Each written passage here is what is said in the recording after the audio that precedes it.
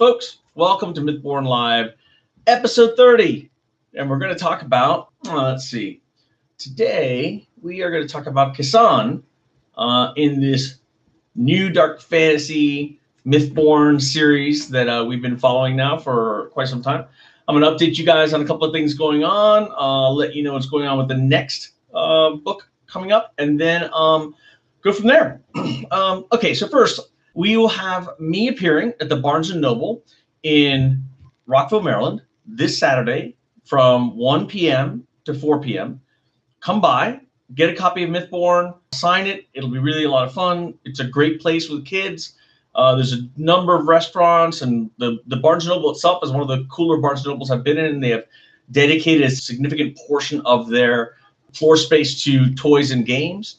So if you're a person who likes board games or you like different kinds of things like that, then I think this is the place for you. The other thing I was going to say was that, first of all, it'd be really great to meet everybody. And second of all, I think it'd be really fun to really focus on why, what's going on in the Mythborn universe and what's cool about it. So try and come by. I look forward to it. And I look forward to seeing you guys Saturday at 1 p.m. to 4 p.m. in Rockville, Maryland at the Barnes & Noble. I believe I'll be sitting right inside the entrance at a table with a bunch of copies of Mythborn. So if you see a guy sitting at a table that looks like me, it's probably me. The other thing I was going to say was housekeeping-wise, welcome to Mythborn episode 30, Mythborn Live, where we sort of explore this dark fantasy and we start thinking about fiction, fantasy, other books, games, whatever it is, they've influenced me in the writing. So I would love to give you guys a little insight and stuff. Today we're going to talk about Kisan. When I was on the radio show that I put a link to on our Facebook channel and also here in YouTube, when I was on that show, the radio host asked me which characters are my favorite. And the two characters that I find most interesting are, Kisan and Lilith. And I think actually it makes sense to talk about them together because they are similar in some ways, but vastly different in others. So what makes Kisan so interesting to me? The thing is, ultimately, I said before, one of the things that people really like about Mythborn is that none of the characters are specifically very, cookie cutter good or cookie cutter evil. And I think that ultimately that's why she's so interesting. Think of her when you meet her, and she seems to be a little bit maybe focused and not really interested in, she's not very outgoing. She's a sort of stoic, quiet, maybe even a little bit mean. But as you get to know her a little bit, you realize she's the product of a lot of damage, right? She lost her parents to the mage hunters. She watched them get slaughtered. She lived only because she'd been out hunting, and when she came back, she saw the devastation that the Galadine forces had inflicted on her village, and as a result, I think and she was a child, right? She was maybe 10 years old. So as a result of that, she put up a lot of really important barriers to being sort of open with anybody, as anyone might, when they're doing that. And I think she's interesting because she is flawed, but she's also really, really deadly because she's flawed in the sense that her own fears about being taken by the mage hunters, about seeing what happened to her parents when they were, that's what sort of drove her into the training that she ultimately accepted. And there's a chapter in Mythborn 2, I believe, where you get to see the interaction between Kisan and Sylvain when they first meet. And what you realize is that Sylvain and at Themon's orders, and in fact in this particular chapter with Themon, they are scouring the countryside looking for kids, orphans left who have talent.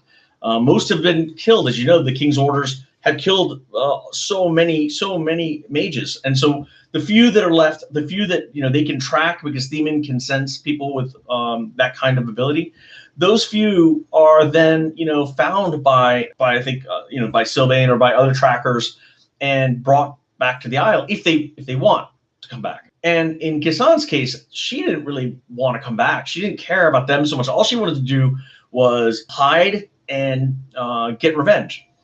And ultimately, Sylvain tries to approach her from the standpoint of there'll be a place where you can be cared for, where you can be loved, where you can be, safe.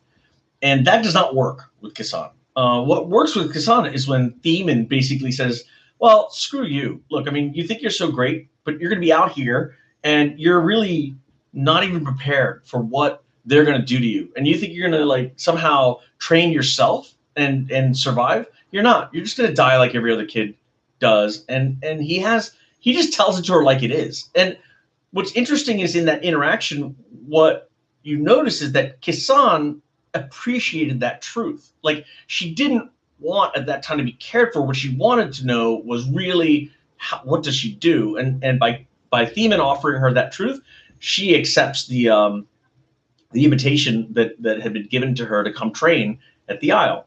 And when the next time you sort of catch up with her, she's going through her training. What's interesting is she is, higher up now in rank, and she sort of has these extracurricular activities where when she's not required to be on the Isle, she hunts mage hunters, and she pretty much executes them. And Sylvain, it's almost like the other masters, they know she's doing it, but they don't really confront her about it.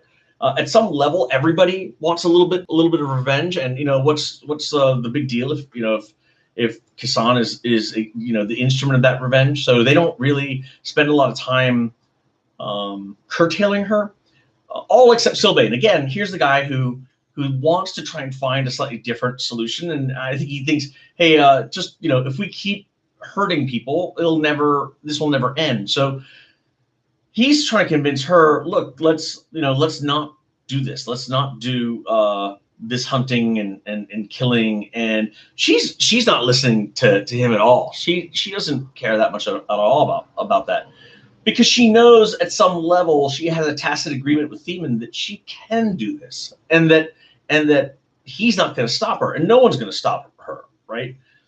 So Sylvain tries to appeal to her morality, but what he finds is that ultimately she's not so concerned about being moral. She's concerned about inflicting pain, right? Inflicting pain back for the pain that she had been, inflicted with.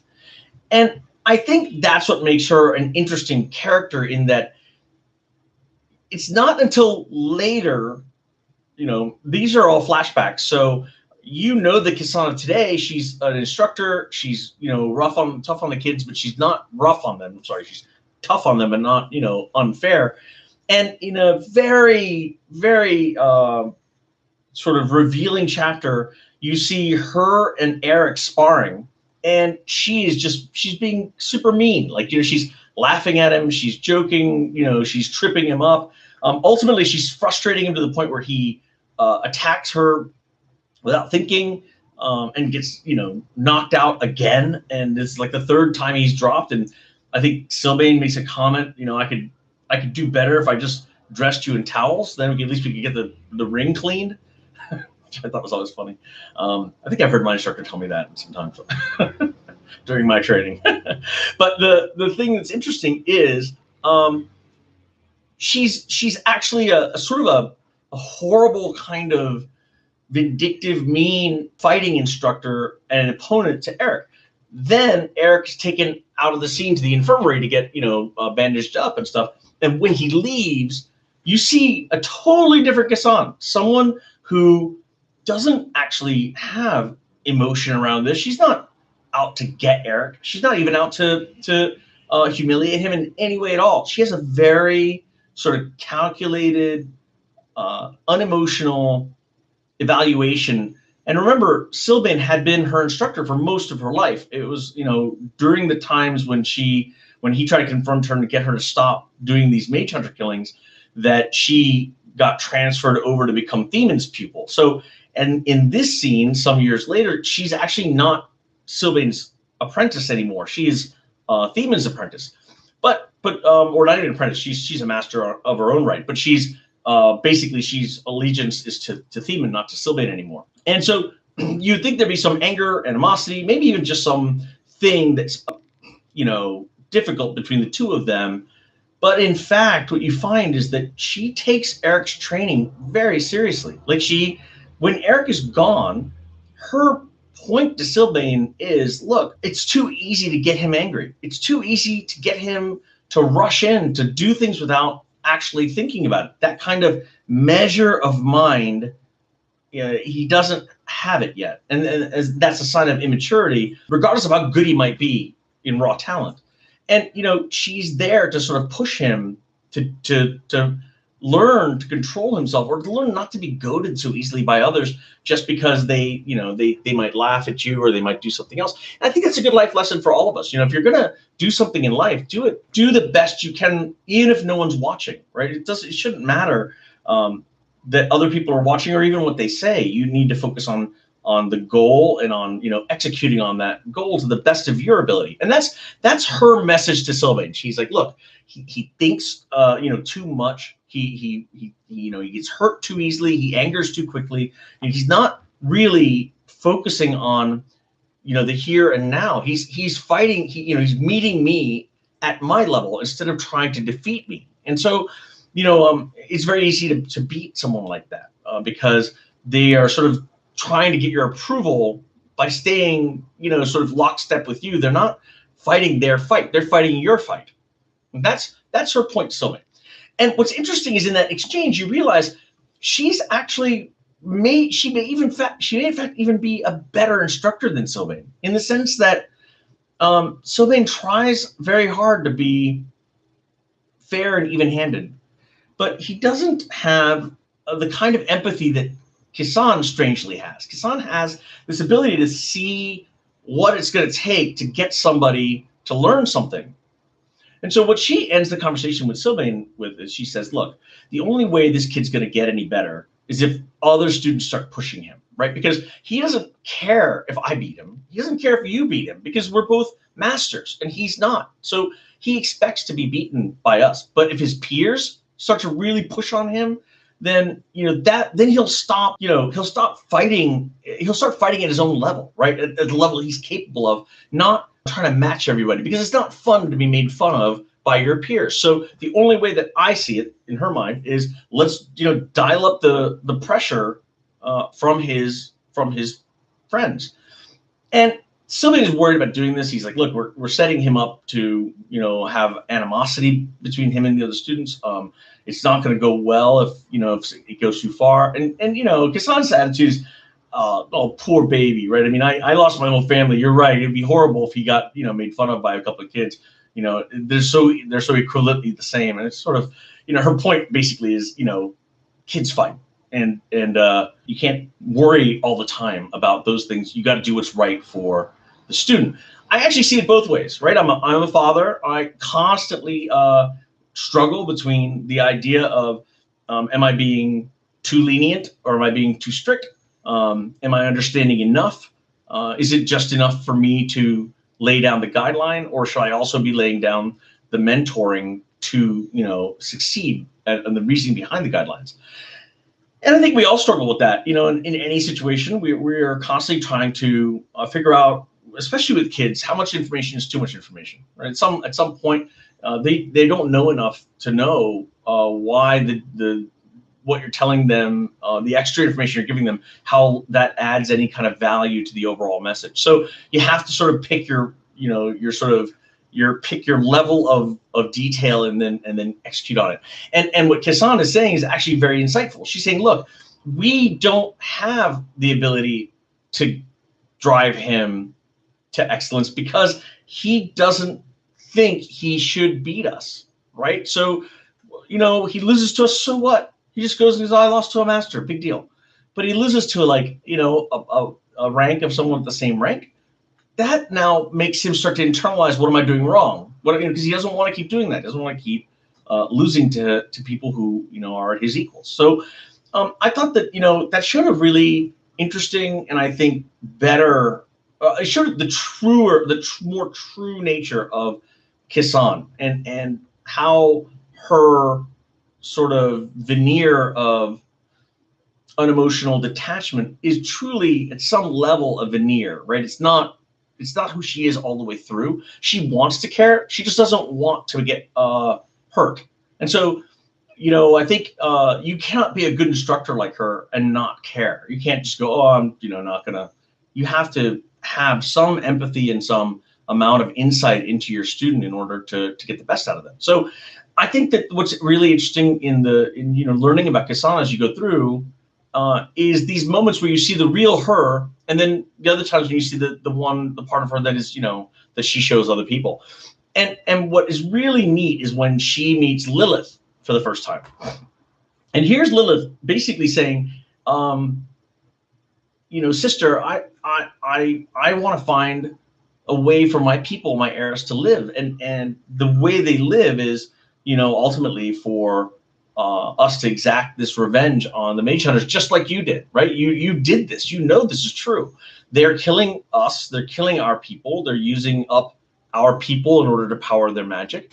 And you, when given the choice, you did exactly what I would do. You went and you hunted them down for the murder of your family. And so you, of all people, I thought would understand, the need for this kind of revenge, this kind of action. I think she was surprised that Kisan didn't see it that way, right? I think Lilith, she didn't disagree with Lilith. Kisan didn't disagree with Lilith. What Kisan disagreed with was that Lilith was any better than Sovereign or the Mage Hunters, right? That in her mind, it wasn't that Lilith was wrong. It was that Lilith is the same as the rest of them.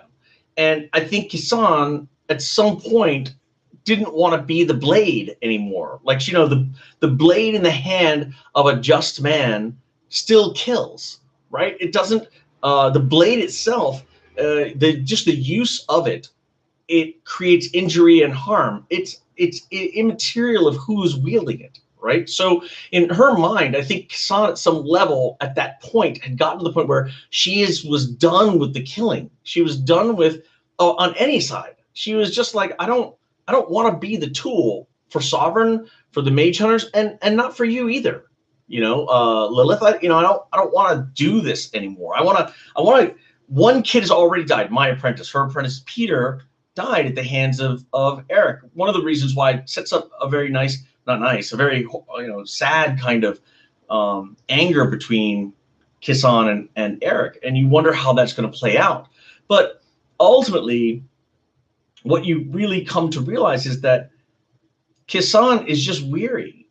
She has spent 90, 100 years, of which, she's around 100 years old, but she started training when she was 10. So, 80 of those years where she stopped aging and she, sort of kept her youth and her vigor and all that. But 80 years of being angry is, a long time. And I don't think it's sustainable in general by anybody. I mean, I can't stay mad at someone for years. That's I guess that would be qualified as insane, right? So, ultimately she's sort of done. She's done with that. And I think Lilith didn't expect that. Of all the things she thought, yeah, I will probably have to argue with Sylvain. He's, clearly the moral guy or whatever. But, I had to argue with him. I didn't expect to have to argue with Kisan. I thought Kisan, the assassin whose parents were killed by these same people, I thought for sure she would, of all of you, I thought she would be the one who basically stepped up and said, I'm going to just get you, just get you going. Hey, my buddy Jeff Perriman just texted in, said, miss you, my friend. I miss you too, buddy. Shout out to you guys. So, ultimately, I think that what's really cool is you really start to see the difference in motivations when you start to learn about these characters. And today I wanted to showcase Kisan for the most part because she's an interesting character. And when I spoke about her when I was on the radio show the other night, it really occurred to me what an interesting kind of character she is. I'm proud of saying, or I should say, I can't take credit for who she is because honestly, a lot of times I write what they tell me is happening. I don't try and push my characters in a direction that they don't want to go in. So half the time I'm surprised too by the things they decide they would do. But in my mind, in my head, they're real, right? They're real characters who are telling me and trying to move things forward. So it's always interesting to me when I talk about them. I feel like I'm talking about a real person, and I'm discovering more about them as I talk about them with people like you and my friends, and on a radio show when they ask you questions about what motivates her, what's going on with this, what do you think of her, things like that. And so I'm excited to share this sort of character brief on Kisan. Our time is just about up, and I really wanted to thank all of you for watching. I have been coached now insistently to say, please subscribe to the channel, please like us, and please share us with other people, please, because every subscriber helps. It puts us up higher in the Google Analytics. We show up more, and that always results in more people flowing traffic through our website. I also want to mention any information you need about Mythborn. You can find it on mythbornmedia.com. You can Google Mythborn, MYTHBORN, and everything will come up. And certainly our website will come up too, mythbornmedia.com. And check it out. The audiobook is crushing it. The regular books are crushing it. I'm really, really excited to be almost done with book 4.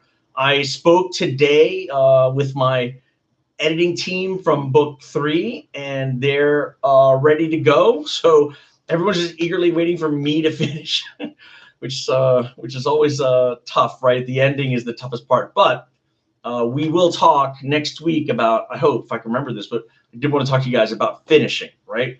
Like in Glenn Ross, right? Always be closing. So, finishing 3 novels, I've learned now that it's easy to start. It's really easy. It's hard to finish. And I'm, luckily with 3 under my belt, I know I'm going to finish book 4 and book 5. I know I'm going to finish any book I start now, but it is hard. At the end, I have about 6 chapters left, and I got to get everything to a nice place in those 6 chapters.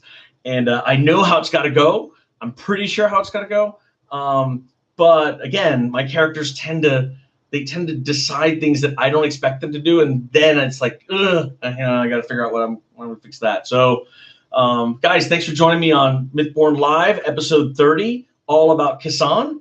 And I hope you get a chance to check out the dark fantasy Mythborn. It's available on Amazon. It's available on Audible. I hope you guys like it. And again, please like, subscribe, and share this channel. And I really look forward to talking to you guys soon. So we will see you next week on Mythborn Live, episode 31. Not sure what the title will be yet. Take care.